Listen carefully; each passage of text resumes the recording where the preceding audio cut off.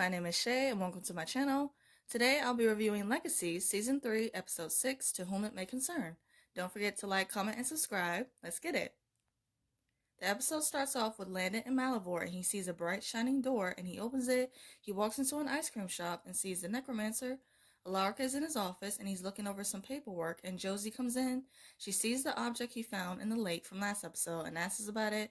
Alaric tells her that it isn't anything that she has to worry about. He gives Josie a packed lunch and a book bag with supplies and a cell phone, and he tells her that he believes in her and that she will do great on her first day at Mystic Falls. And I'm like, look at Alaric trying to be a good father. Finally. No, I'll play.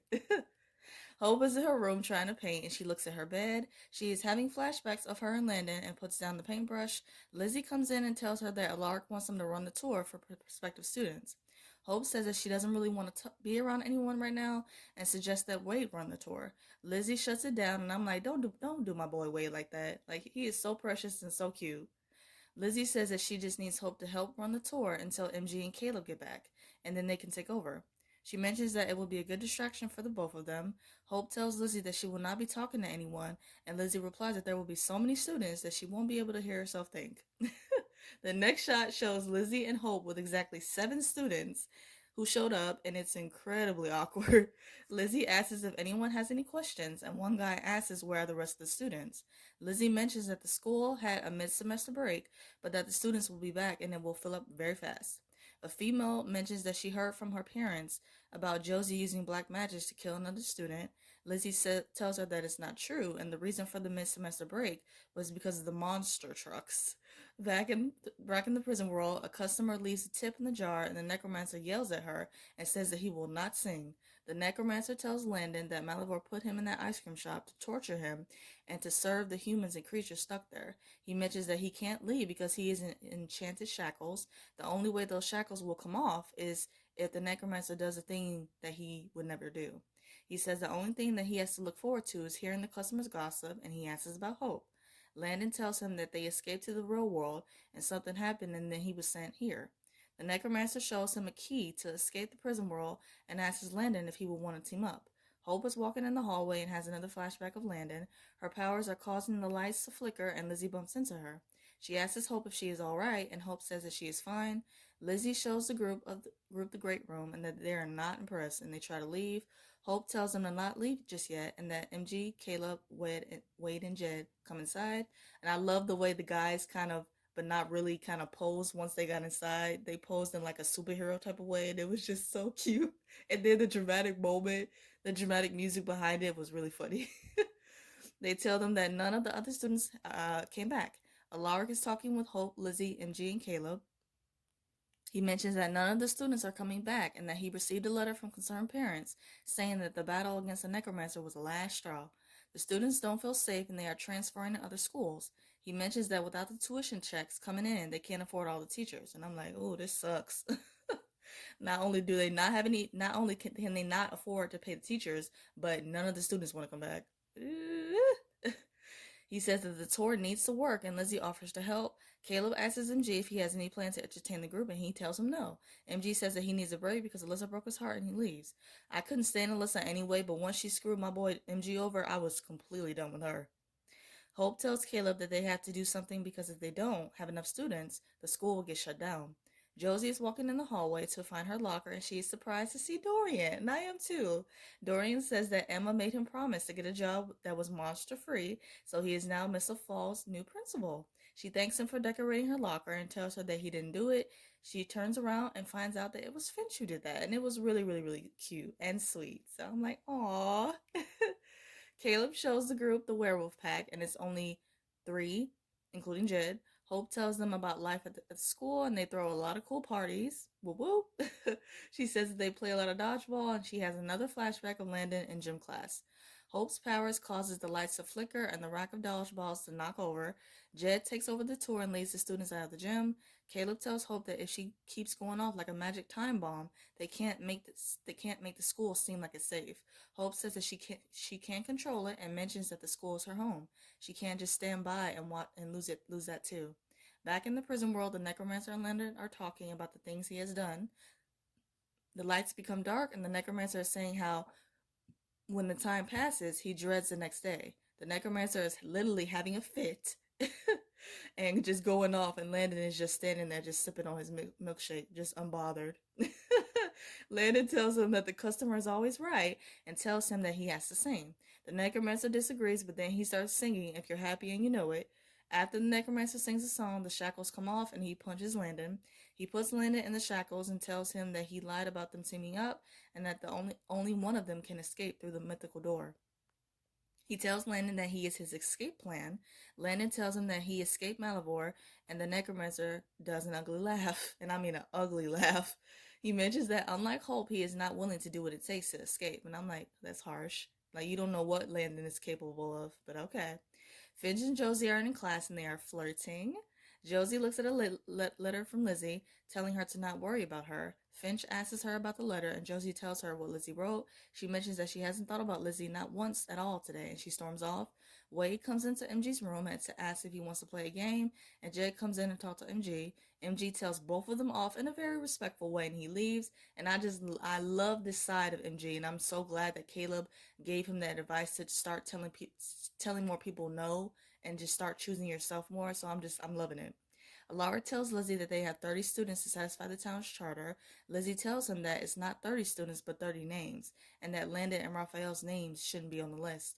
Alara suggests that they bring Josie back to the school, and Lizzie tells them that they can find another way.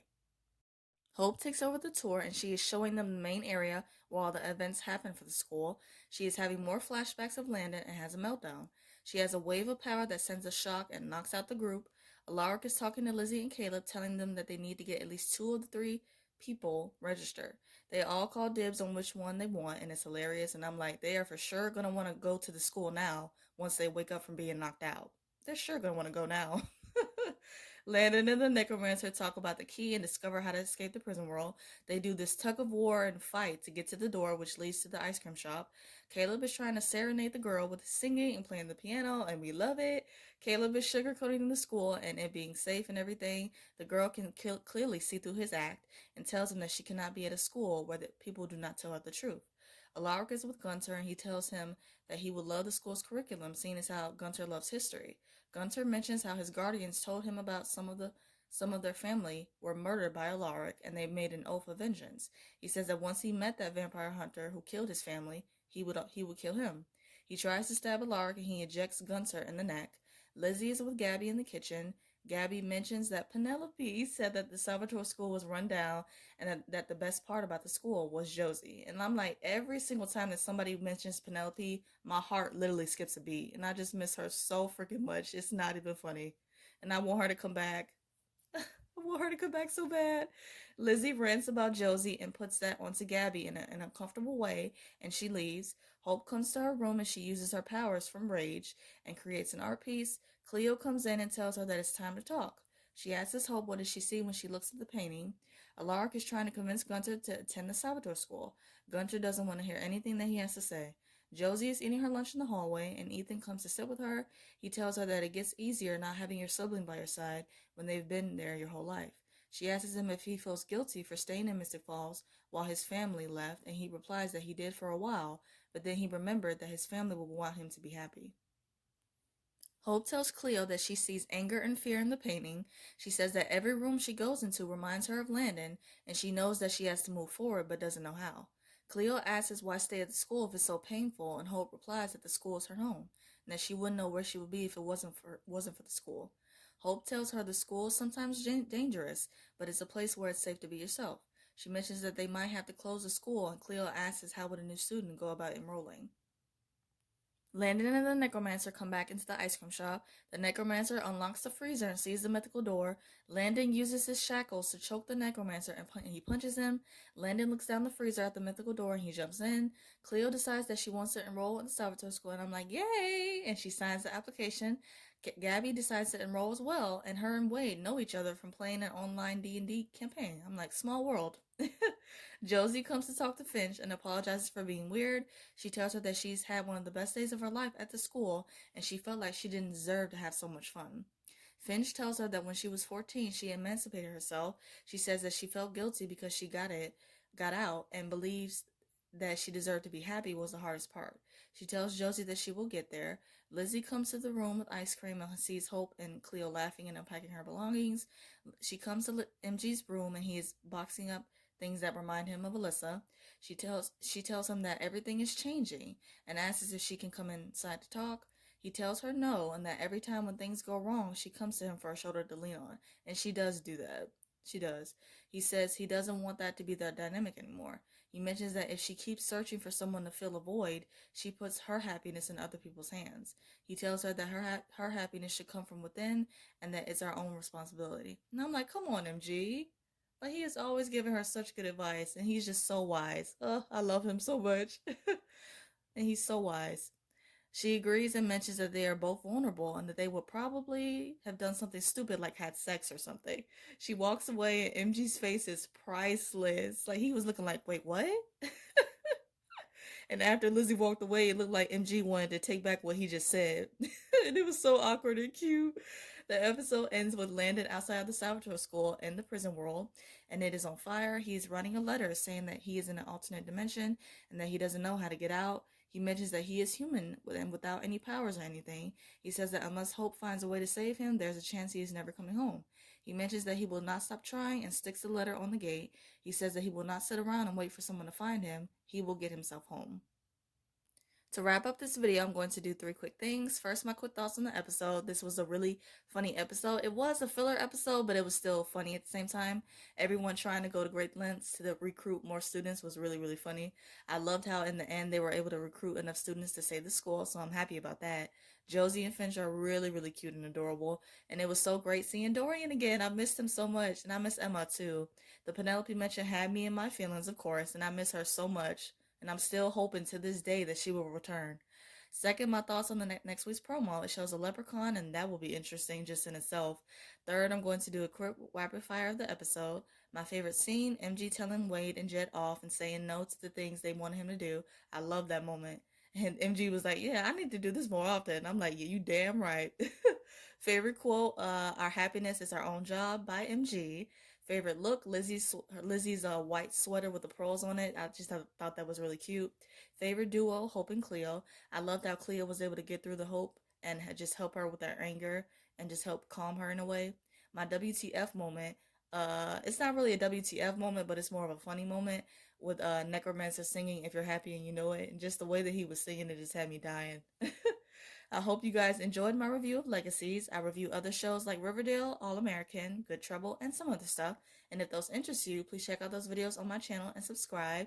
Let's keep the conversation going and let me know your thoughts about the episode in the comments. I hope you guys have a great day, stay safe, and see you guys next week.